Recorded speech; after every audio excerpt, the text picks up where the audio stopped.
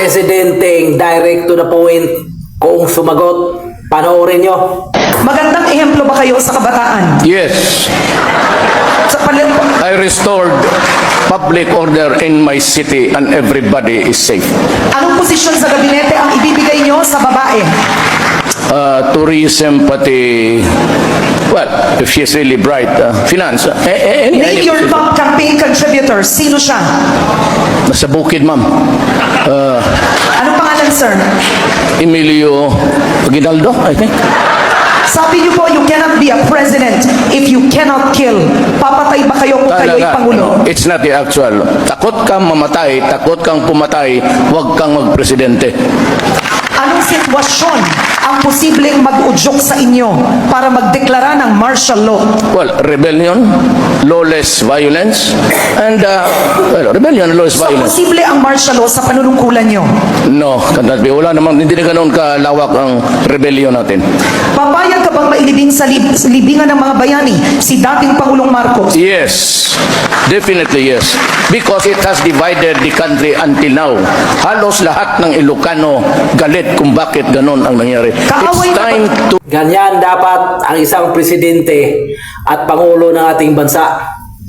Na kung tatanungin at sasagot, walang chichiburitsi, paligoy-ligoy o maraming pautot.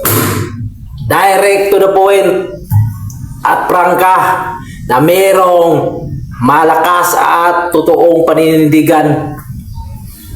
Hindi natatakot sasalubungin o babanggain ang sino mang mga masasamang mga mayayaman o sino bang mga illegalista at mga salot sa ating bansa Pilipinas.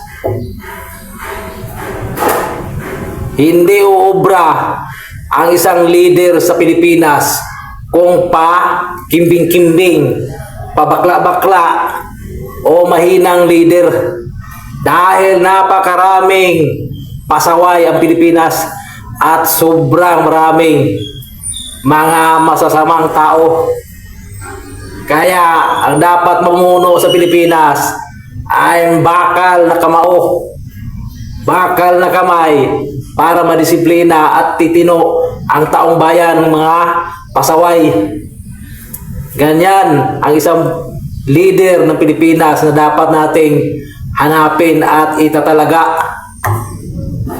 Yan ang dapat mamuno na klaseng mentalidad ng isang pangulo para tayo ay magkakaisa at tumino at lahat ay susunod sa batas. Hindi yung nagsasalita na ang-anga na parang may bulkasil ang bunganga, hindi masambit-sambit kahit Tagalog. Oo. Tapos, hindi mo malaman kung anong direksyon na sinasabi dahil lutang. Alam niyo ang presidente ngayon, tama nga sabi ni Duterte, weak leader dahil may bisyo sa droga.